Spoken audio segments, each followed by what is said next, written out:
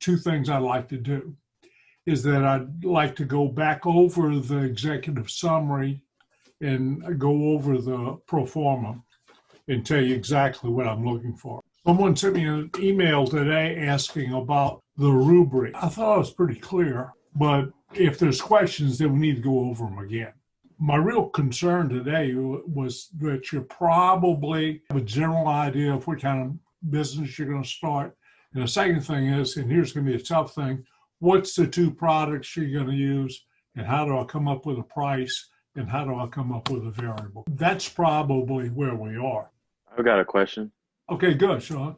My question pertains to the roles of the group members. Like, what specific roles do you want us to have? I don't know. In other words, you're going to do the thing, and somebody's going to have to come up with, let's suppose I'm setting up a bar. I'm just using a bar as an example. Right. Then someone needs to say, what equipment do we have? Because we can't open the bar if we don't have tables and chairs, and if we don't have bar stools, and we don't have an inventory of liquor. So who's going to come up with all those numbers? You follow me? Who's Yes, going sir. to come up with rent? So let's suppose you said, I'm going to rent a place on Jefferson Street, all right, downtown. How many square feet? 1,000 square feet. What are you going to pay? Somebody needs to go find out, gee, what, $10 a foot it rents for? Is it $10 a foot times 1,000 square feet? Do I divide that by 12? How do I come up with that number for rent? Somebody's going to come up with that number. Somebody else is going to have to figure out how many employees we're going to have. Like most of us, when somebody's running a retail store, and I say, what do you do? And they say, well, I'm an assistant manager. Oh, really? How many people are there? Well, there's two of us. One's a manager, and I'm an assistant manager. In the bar, what I'd like to see you do, we want to try to keep fixed costs as low as possible. We're going to have to pay a manager for sure, probably an assistant manager. What's the utilities going to run? We're going to have to pay utilities. We're going to have cable. We're going to have a computer to run the system. So someone's got to come up with those numbers. When I say roles, Sean, just that one person can't do it all. So assign the roles and give everybody something to do. Maybe what you can do is put two people on the executive summary and say, you guys start working on that. The other guy might say, yeah, the other people, guys, by the way, I got nothing but daughter. I have 2 daughters, 4 granddaughters, and 1 grandson. So when I say guys, I mean everybody. So if I'm offensive, calling everybody guys, straighten me up, I'll clean it up. Find something for everyone to do. Just give me a general role of who's going to do what, so one person doesn't do it all. Okay, so Sean, does that answer the question? I'm going to share my screen with you on the pro forma. Here's what we're going to do. Here's the overview. Don't waste your time restating the questions. Don't worry about restating the questions. All you're going to really do is you're going to put a Word document, the hook. You really got an idea, that wow statement. What is that hook that would get people involved? The problem. First of all, this is what entrepreneurs do. They chase problems.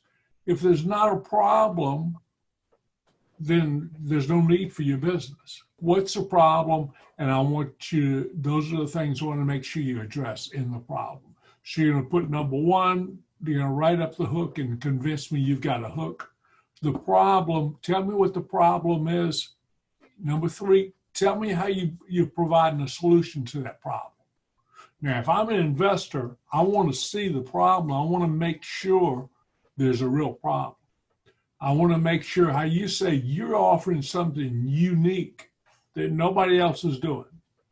And lots of people say, well, I'm opening up a bar. Well, what kind of bar are you going to open? Well, I'm going to open up, focus on college students. All right. There's tons of those open. What are you going to do differently? Why would people want to come to you and say, well, I'm going to have better quality service? Well, you don't have a record. You can't live on your quality service because you don't have a record.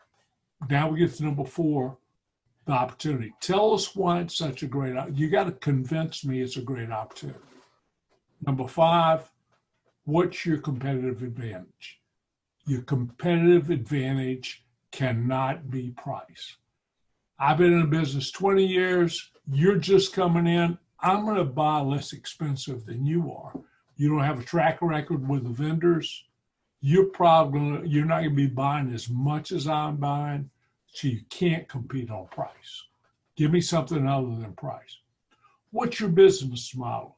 How are you look up business model and see what it says? And it says your unique way of doing business is a little bit different than someone else. And answer all these questions. Why are you qualified to do this? Well, this is where the bios come in. I'm starting a bar, and we have 4 people, and they can be John Doe, Jane Doe, and Jane Doe's cousin, Mary Doe. But whoever it is, you talk about your experience in running bars, and you've worked in bars. You worked in a restaurant, the back, in the front of the shop, in the back of the shop. I've been a bartender, etc. I've been a sommelier, or whatever. Those are all the things I want to do. The measurables, total of 50 points, 7 questions, approximately 14%. So you said you don't want us to like reiterate the question. So are we writing this in Put number 1. Okay, all right. So we don't have to write in like, well, I mean, nope. Yeah, paragraph form, but no, it's just this loose. Do it just like this. Gotcha. Sounds good. All right. So that way, everybody's going to be standard. Don't try to get fancy from this. This is not the way you would do an executive summary, but this is what you would put in the executive summary. And this is the order that you would put it in. If I'm on the Shark Tank and I'm getting people to send me deals all day long, and they send you something this 5 inches thick, all they're going to do, they're going to look at the executive summary. They're never going to look at anything else. If you don't hook them in that executive summary. You want us to put I get where you want us to put 1 and then put the hook to the problem, but underneath that, where the questions are. I want you to answer all the questions. But do you want us to put 1 and then it be the big problem, 2, or do you want us to just put the problem and then in a paragraph answer those questions? Either way you want. Okay. You got the ultimate flexibility. Okay, perfect. Okay, deal? Ultimate flexibility. But you need to answer the broad questions of 1 through 7. In some cases, it might be better to do 1, 2, 3, 4 underneath problem 2. In some, it might not be. Okay, good question. Anybody else? Because there's no tricks. There's no, aha, got you. This is what we do. This is the way you build a business model for a traditional model. One of the things that I put in the opportunity, somewhere you got to tell them how much money you need, right? So in an opportunity, you can say, this is how much we want. This is how you're going to get it back. Now, in the coin-operated telephone, I told you guys a little bit that we went out and raised $550,000 to put in 250 coin-operated telephones. What was the hook? Why would somebody invest in that? These were astute investors. Well, it's simple. What we did, we told them, and we had a pro forma, and showed in 6 months it'd start making money, making a lot of money.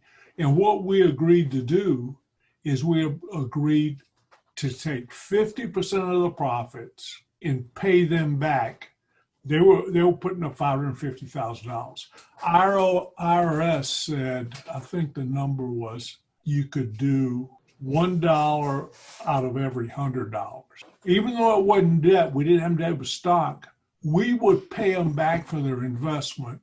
And before we started taking, my partner and I, before we started taking any of the profits, they actually had all their money back. Then we would start splitting the profits 50-50. But in the beginning, we took 50%, reinvested in the company of the profits on a monthly basis. The rest of it went back to them. So they said, wow, wait, we see in 2.5 years, we'll have all our money back. We'll still own 50% of it.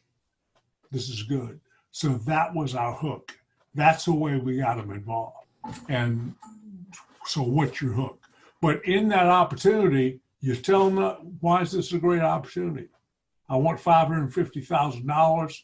You're going to put it up. I'm going to give you money back in 2.5 years, and you're still going to own 50% of this company. Now, for our standpoint, it was a company. We didn't have a patent. We didn't have inventory. All we had was paper. Now, on Shark Tank, you wouldn't want to give up 50%. But in our case, it worked. And they got their money back, and we made a little money. I ended up swapping my share for another company that my partner and I owned together. And I took 100% of it, and he took my 25%. Partners, you have to be careful when you get a partner. People talk about how painful divorces are. Try to divorce a partner, and that's real painful. That's why you need a strong partnership agreement. Spend some money up front if you have a partner. Know you have to live with them a long time. So any other questions on the group project?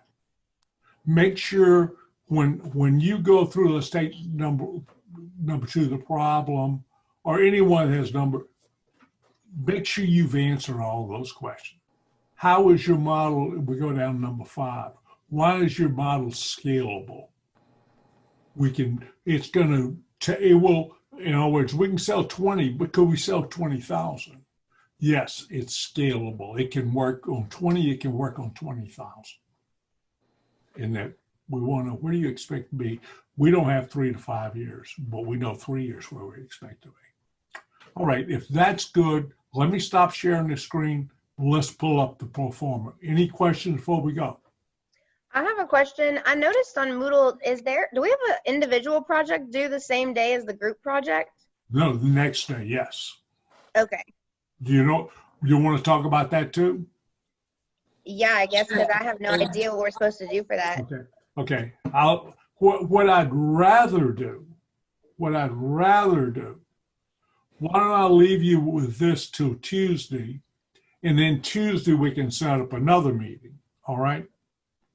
That we can go over both of them. Okay. What's a good time? Somebody throw out some times. Okay, Sean, what's a perfect time for you? I was like, I'm a cook. Preferably anything like later in the day. Like, I mean, I'm technically at work right now. I'm on my lunch break, but I'm headed back to work right now. So I get off at 6 every day of the week. So okay. I don't know what works for everybody else. So. Okay, somebody tell me, does lunchtime work for y'all? So, Colleen. This time worked fine for me. Caitlin, worked good for you. Who else? This worked fine for me as well. Why can't we have it at the normal class time? Same. Okay, all right. Because no time's going to work good for everybody. And I thought, would you rather 12 or would you rather 12:30? 12. 12. Who wants 12? Who doesn't want 12? 12 is fine. Caitlin, you don't want 12? Oh no, I said that was fine. Okay, good. All right. Well, let's plan on. Here's what we'll plan on next Tuesday. But wait, we're not finished. We'll talk about the other thing. What we'll plan on at 12 o'clock next Tuesday, and on next Tuesday, what we'll do is by then hopefully you'll have, and we have to talk about that in a few minutes. You'll have a type of business, and you'll have your 2 products and firm on that we can close it up, and you can really get to work on it. The other one, and here's the real deal. If you'd like, I can give you another week on that product, the individual project. The reason individual project is important, I want you to be thinking about it now, because you'll use that information for your final individual project. So the research project is in the same wheelhouse as your final project. You need that knowledge to do the final project. Who asked that question? Was it Callie or who was that? Yes, sir, it was me. Okay, Callie, I got to ask you, is that a permanent on your face, or is that a decoration for Mardi Gras? That was decorations for Mardi Gras. You know, I've got twin 9-year-old granddaughters. They're out of control. And they have a place they go, they get this thing painted on the little dots, and it's almost like it's got a bunch of bumps all over, but it's pictures and stuff all over them. And always, Papa, come rub my, I don't want to touch that. So I didn't know if, I was hoping that wasn't a real deal. All right. No, sir. Okay. Let's share our screen and look at the pro forma. We can get another week on the individual project, Professor? Yeah. Okay. Yeah, that would be good. Okay. It will be done. Whenever you want us to turn in the like our business and the products and the roles and all that, you want us to just send you that through email? Yeah. Well, I put a link on Moodle. And that's you'll due by what time on the 7th? see 10 o'clock at night. How's that sound? That's good. That'd be good. That's right. I'll be sleeping and y'all will be working tournament at 9:59 probably. Right? All right. So here we are on, can you read it or do I need to blow it up a little bit? That's good. That's good. Yes, sir. All right. Did everybody look on and see the notes I put in here? Each time I tell you exactly what I want. All right. So just go through this, put the name of your company here. Some people left this in here. Then units sold, we put your product number in here. We put the units sold right here. But then we talk about the products. And all we really need units sold is the very first month. And is this all just made up information? Like we're just making this up? All right. Who's that? Is that Callie? Yes, sir. Callie, were you here? Did you listen to my presentation on Boudreaux? I did participate, but I was very confused still. All right. I can go back and rewatch it though. Go back and rewatch it because here's what happens. Callie, what's the idea for y'all's company? We decided to do like a cow processing plant, and our two products are going to be meat and hides. Okay, so we're going to use, what would you like to use, Callie, and go through it? Sure. Okay, does everybody agree? So what we would do with Callie, we would say meat. Now, when you process a cow, how many pounds of meat will you get out of a cow? I have all of this written down, but it's not right here. I'll have to go grab it. No, you're going to kill a cow, process a cow? Yep. Okay, so let's suppose we're going to say 100 pounds per cow. Okay? Okay. Y'all go with that? Sure. Now, what else you going to sell? The hides. The Hide. leather. Okay, how many feet? Let's go 10 feet. How's that sound? That sounds good to me. All right. Now what are you gonna sell it for? The meat, $5 a pound. Okay, let's go $5. Okay, what are you gonna sell the hides for? Say $200 a hide. Okay, but here's what's gonna happen. You know what I'm gonna do with this, don't you, Callie? I'm don't. gonna go online and see what cow hides are selling for. That's what we did. I have it written down. I just don't have my notebook right here. I can that's go grab okay. it. That's okay. So, Because we brainstormed and we looked up all these prices already. okay, so give me an idea of how many cows you think you'd sell for. How do you work 5 days a week? Yeah, Monday through Friday. Okay, and how many hides, how many cows you're gonna process a day? I'd say 10, 15. Let's do 10, okay? 10. 10 per day, 5 days a week, Yep. times 5, times 4.2. What's 4.2? I don't know. That's the number of weeks in a month. Oh, that does make sense. Okay, so you're gonna process 110. So what we're gonna do is we're gonna say 210 cows, right? Mhm. Times what, Katie? Callie? Times 100 for the meat. Okay, and now what we're gonna do here? That'll be times 10. Okay, so now what do we do for sales revenue? You'll do the amount the units sold times 5.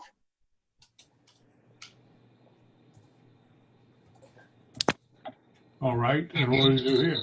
Units sold times 200. All right, so we see our revenue is, where's my son? 525,000.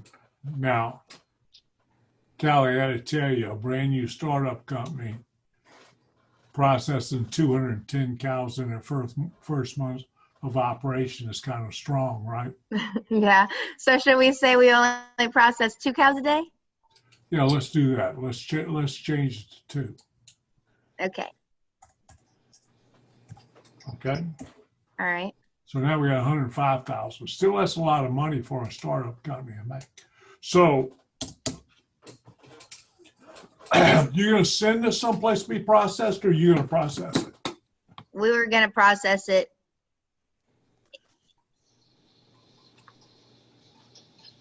Now, you can bring workers on to do it, or full-time people? We were like salaried employees. Okay, what's your variable cost? You're going to have to buy the cow, right? Yeah. Okay, what are you going to pay per cow? I don't know. How much does a cow cost? You need to find that 100 out. bucks. Yeah, well, we have it already down. I just don't have my notebook in front of me. If you give me 2 seconds, I can go grab my backpack. You go ahead if you want to. I'll be back. Okay, does everyone see what we're doing? Somebody else should have stepped up first, because Callie's getting all the benefit. I have a sinus drip, so sorry about all the coughing.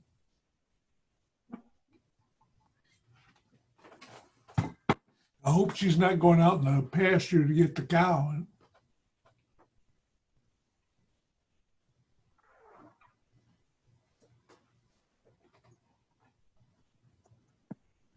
All right, we might have not looked into all of this stuff, but we have a little bit of information here. We did not decide on what we were going to buy the cows for. Okay, let's call it 125.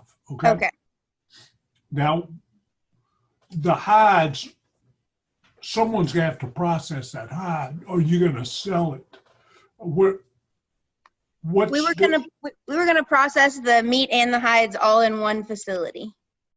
Okay, so what's it gonna cost you to process the hides? Because it's gonna be, come up with a figure.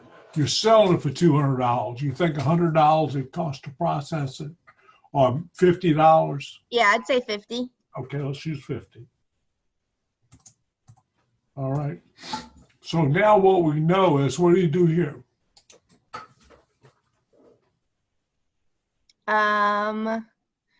Take your units. No, is it units sold times that amount? I don't know. You tell me. That's what I would say. Somebody help. Callie, nobody loves you. They don't I know. Isn't this terrible? They're just throwing me all out in the open. Under the bush hog. Okay, times 125. If it was a percentage, you would use the money. If it's okay. dollar You're amount, saying it's the unit. Okay. and now what we do is we do plus here times 50. So what we know, first of all, we're paying too much for cows, right? Yeah. Or maybe what we're doing is we're going to get more meat out of it. That let's change this to 150 pounds. So what we had come up with is you get 440 pounds of meat with one cow. Okay. Whoa. 440. That's what we Googled. That's what came up on Google. Okay. Isn't that right, Pierce? Is Pierce on here? Pierce was helping me out with that. Wait, Pierce is over here and he wouldn't help you? Man. I don't have my notes in front of me either. So. Oh, man. Callie, I think we need to put you in another group, man. I mean, you gave me a group with all boys. I'm the only girl. This is the first time in my life I've ever been in a group with all boys. Really? Gives you a chance to be the big leader, right? You got More cattle you got to herd. That's all it is. Just more cattle.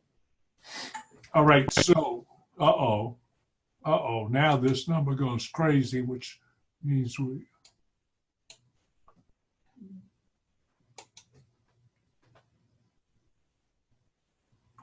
No, this can't be right.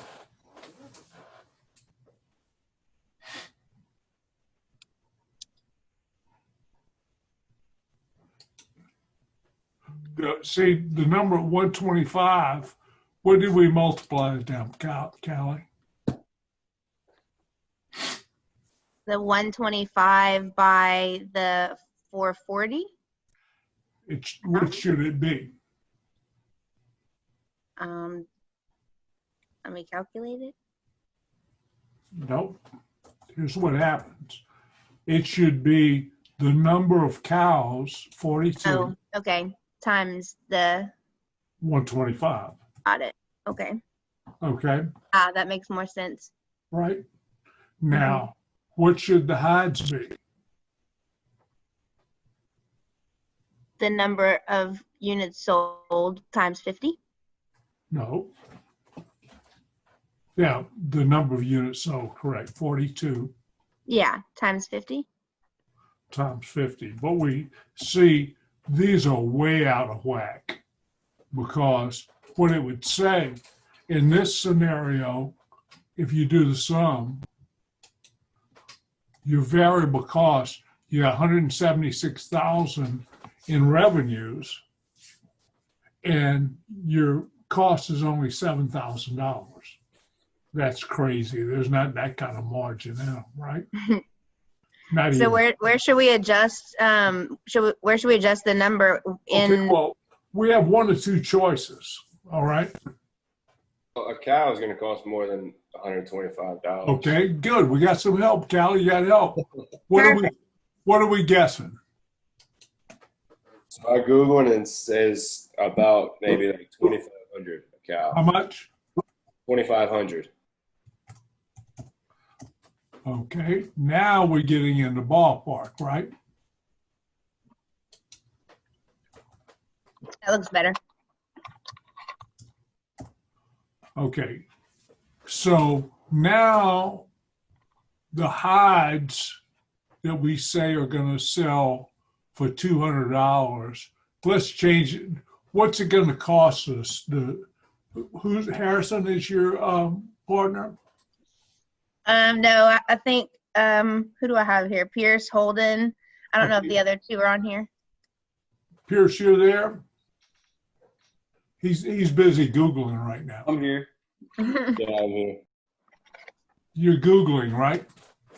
I mean, like what do I need to Google? Okay, what I want to know is that what's it cost for processing the hide? You're just paying labor, I would say. Oh, okay, all right. Then you might have the $50 we're going to figure is chemicals or something because you're going to have to treat it. Yeah, maybe we'll put that 25, huh? Okay. All right. So Google should answer a lot of this. But here's what happens. We're processing 2 cows a day. What salaries have y'all thought about? You paid me $100K minimum. Per month? I'd say yearly. We could do that, $100K yearly for all of it. No. Wait. What we're talking about is that, see, these numbers are huge. This total revenue is a huge number. And that the meat that you're going to be getting, you're going to cut off a hind quarter or something. You're not going to cut it up into little bitty pieces. I'm thinking that the sales revenue on the meat is going to be considerably less. See, because I might pay $5 at the store for something that's been cut up by the butcher and it's a pork chop. But I'm not going to pay that when you give me a whole hind quarter of the cow, right? True. We were thinking that we were going to process the meat at the plant and sell like one meat product. Yeah, but you see, here's what, I follow you. are you Get gonna, them grass-fed cows. Let's just What- do that. Bump that up. okay, tell me again, Pierce? Oh, I was holding. I'd say probably the. Oh, did I just me or Pierce? Yeah, that was you. Oh, I'd say it depend on the grade of cow we got. I mean, that's what we'd have to figure out the grade of cow if we're gonna do like the prime meat or just gonna do like regular cows. But yeah, I'd say that just goes into the cost of cow. Mhm. I'm trying to get at. See, most people that, now, if you're going to have a specialized meat places, you're going to sell special grain-fed cow or something. Yeah. That's one thing. But once again, I got to know your niche, because you're not going to start up a butchering company that's going to do this and compete with somebody that's been there forever unless you have some little niche that's specialized. Okay. Yeah, I'd What say. I bet you will know. Let's say our cows are grass fed and they get special vitamins. Okay. Then, all right, so you're going to sell it for $5 a pound. Well, here's what happens. You're going to have to, if the typical cow is costing you $2,500, you're going to pay a lot more for it if you're going to have to get that specialized cow. Pierce, you came up with that $2,500, or who came up with it? Yes, sir. I did. That's probably just a regular cow you're buying for butchering, right? Probably. I'm not Yeah, sure. so that cow might cost you $3,000. But anyway, what happens is that here's my problem as an investor, and you guys should see it also, is that for a brand new company to start up with $176,000 revenue the very first month would be crazy. I mean, it's not going to happen that fast. And so if the margins were this big, and what I mean the margins, in other words, I've got a 65% margin. I'm just going to throw a number out over here, okay? So if we do plus 176 divided by 100,000, let's do a percentage just for the heck of it.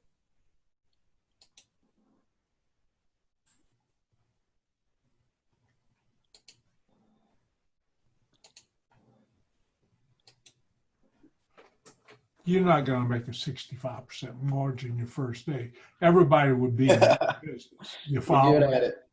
You follow that. So if you say, is that just too big to be true? Absolutely, it's too big to be true. You see what I'm saying? So any investor that saw that would go, wait a second. And to set up the machinery to process 42 cows and grow, that's going to be multi-million dollars worth of equipment, right? Yeah. You're a pretty big farm. So this is something right outside the gate. What I would tell you, I would almost, if I was going to do this, you almost have to buy the meat. If I'm my father-in-law has a supermarket, and what he did, he went down the French Quarters, and there was some it was in New Orleans, and it was a meat packer in the French Quarter. So we went down there, the store opened at 7 o'clock in the morning. So we went down at 4 o'clock in the morning. He looked at the meat, picked out what he wanted, would have some coffee and beignets in the quarter, come back and give that hind quarter to his butcher. And that they had a little bit, it wasn't that big, 3 register supermarket, so it wasn't very big. But all their money was made in the meat department. In fact, when he sold the store, he tried to get me to take the store, and I said, no way. And my brother-in-law was an attorney. He asked him, he said, no way. And so he sold it to the butcher, and the butcher got wealthy on it. But I didn't want it. But they made their money because of the meat. And the way they did it was he went down and hand-picked it out every morning. So if what you guys need to be, let's take a place like Hebert's Meat. I'm sure you all know who Hebert's Meat is, right? Yeah. So Hebert's Meat doesn't go out and kill their cows and butcher them in the back and come out. What they do is buy the stuff, and if it a duck or a dove or what, they'll stuff it with whatever you want it stuffed with, and that's their little niche. Well, you guys could, I think you can't be a meat processor because that's way too big, but you could be a specialty meat company that you got the meat, you bought the best meat in the world, then you processed it. And I have you a question. sold it. Go Sorry. ahead. Is it supposed? Are we aiming towards the local market, or can we go towards the national market? Because my understanding of the meat industry, it's pretty competitive at the higher level. Because I mean, with all the regulations and stuff. Sure. But is that So that's kind of my question. Are we focusing more of the local market, or can we go into the national and the big boys? What I'd like you to see you do is I'd like you to set up a local store, and Okay. but you can't. The money you're going to need is going to be at the most a couple $100,000. This is a multi-million-dollar operation. Okay. What I would think of myself doing.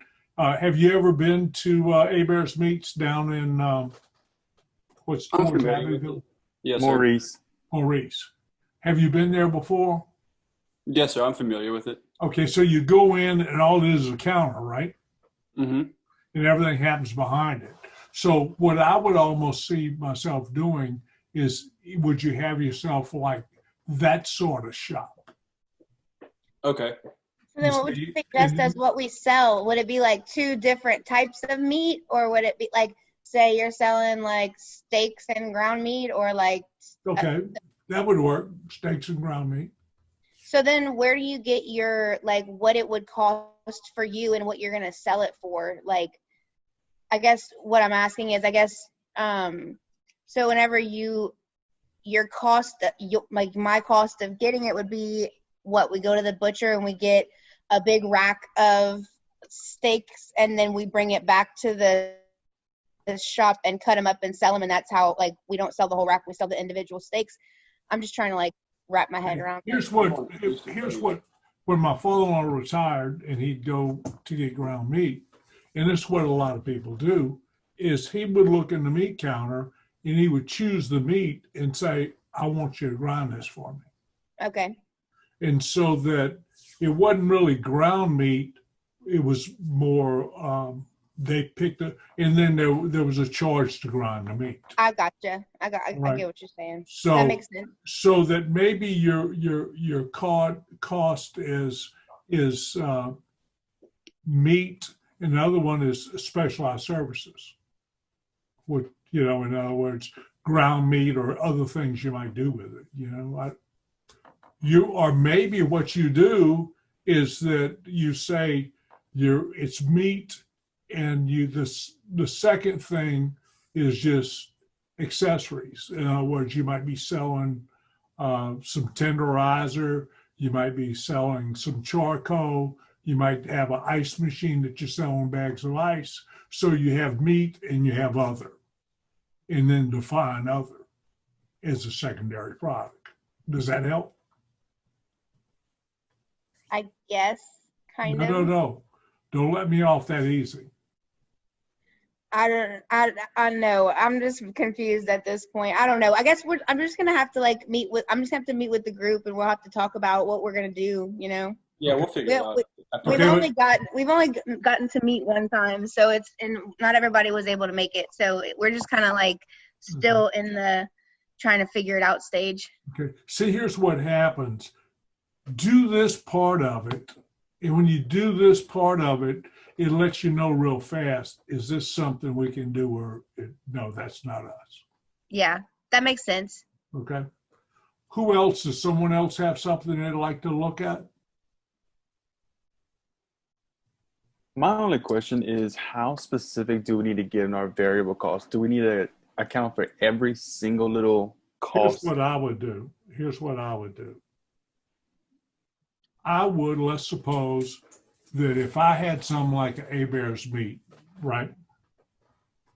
That what I would probably do is that I would put most of the costs on a manager, an assistant manager, or a manager and 2 employees. And then the rest would be variable cost labor, such that when the meat came in, it's going to come in big hindquarters. You have to have a butcher there to butcher it up. But the people selling in the front at the counter, I would do that with all temporary employees. So I would put that on my variable cost. So my variable cost on the cows, for example, might be, well, what am I going to have to pay for the meat? What's the price going to be on the meat? So that there's going to be a price, and it's going to probably be a 2 to 1. In other words, if I'm selling it for $5, my cost is probably going to be $2.50. Now, if you do this, you know hides can't be the number in there, right? And then this, looking at this would tell you at a glance, you can't make almost as much money on hides as you're making on the meat. So we know that number's distorted. And so what I would try and do is that I would try and put every cost I could in variable, and I would just come up with a meat cost, a variable cost, and I'd put the accessories, for example, you know, the labor, variable labor. Because if it's Christmas, if it's Thanksgiving, if there's some other holidays when people are going to be in there, you're going to have more help or less help. Or maybe the variable cost is you have 3 people working the front counter that we're paying them $12 an hour. It's $36 an hour. And that varies by when I need them and don't need them. But I try to put everything I can because I don't want those these 3 part-time people to be in my salaries unless I call them 2 full-time people. In other words, a 40-hour equivalent. For example, when UL looks at how many students they have, they're saying if they got a part-time student that takes 4 hours, or they have 2 students taking 6 hours each, combine those 2 students at 12 hours, so the equivalent is 1 student as far as counting numbers. So if I go back to temporary employees or part-time employees, let's suppose I have I've got 3 students working 20 hours a week. That's 60 hours. So that's 1.5 bodies. Now, if I want to put that salary, when I look at salaries, I'd break my salaries down and show manager, butcher, and then probably from there, I would do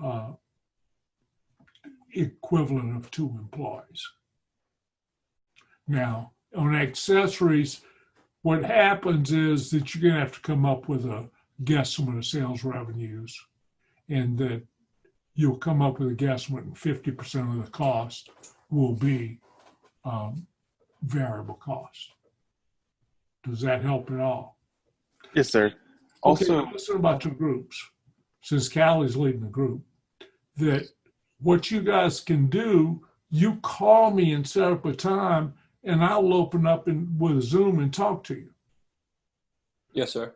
Put your numbers in something like this. You can share your screen with me. I can look at them, see what you're doing, and see where it needs work. Is this template on Moodle? Yes, it's on Moodle. I sent you all a copy in an email. Okay. Callie, you Holden. have them? Yes, sir, I do. And Holden, I'm gonna send y'all an email. I made like a little folder, and I'll just send y'all an email with the folder that has all the documents that he has for our project in it, so you can have everything. Okay, cool. I'll do that later. I have to run though. Something with your people. I have to run, Dr. Cheek. I have a class at 2 that I have to get back to campus for. Okay, well, get your people together, okay? Okay, I will. Okay. All right, other questions. But you need to hurry up and put it and you get to the operating revenues, for example, here. if we went to the operating revenues and we said $176,000 minus 107, we've got 69,000 available each month. Well, we know that's way out of whack. You know, for a first month operation to be able to have fixed costs of 69,000. And so if you run these original numbers up here, you can see if it's out of whack. Questions? When you said as far as like salaries go, splitting it into manager, associate, stuff like that, when you split it, you're still combining that total number of Right. like salaries What you payable, can do, put a little asterisk on the end and down on the bottom, salaries, and explain them down here and total Okay. them up. And then you can just link this cell to that total figure down here. Gotcha. All right. So later on, when you look back and you look at that figure up here and it's a number, it's just going to be a number, right? Just how did I come up with that? Well, you use the KISS method about keep it simple, stupid, and you put your assumptions where you can see them. Okay. Okay, that works? Yes, sir. Okay, Holden, you have questions? No, sir. You got it all.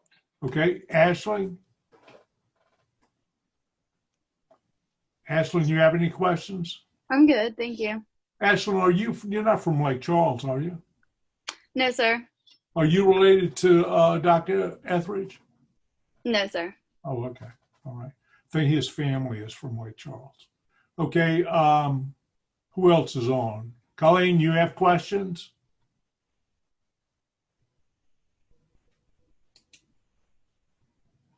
Paul, how about you? I'm good. Thank you. Okay. Noah?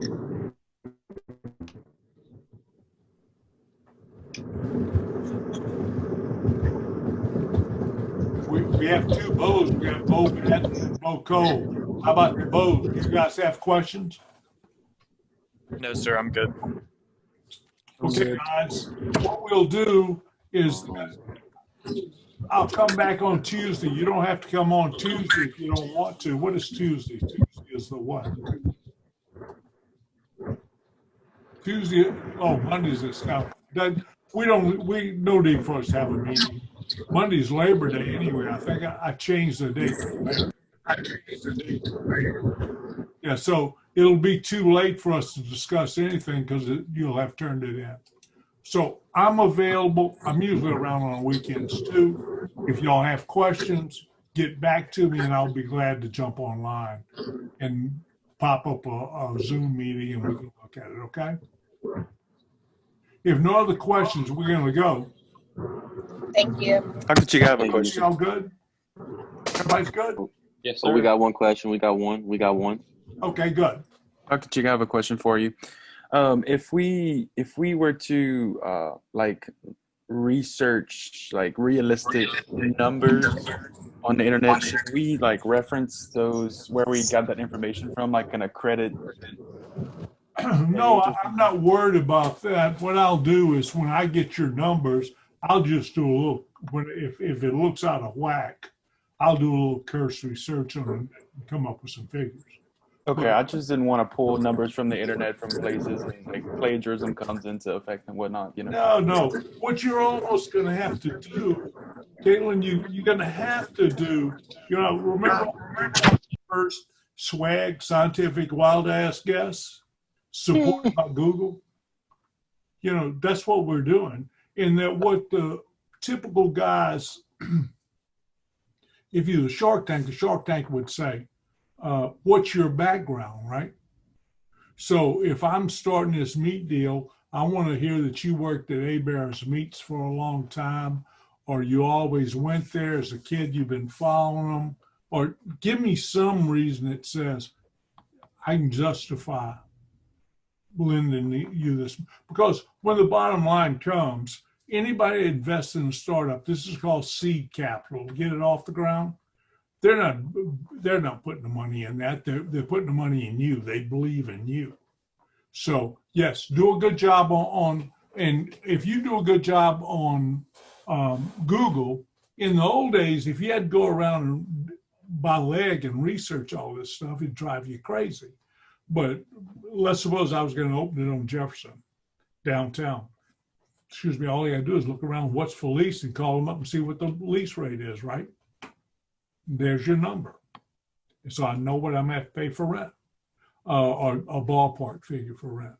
And so, yes, Google is a man's best and a lady's best friend. And that whatever you need, you can go there. Good Okay, question. thank you. Okay, other questions? Kelsey, you good? I'm good. Okay, the bows are good?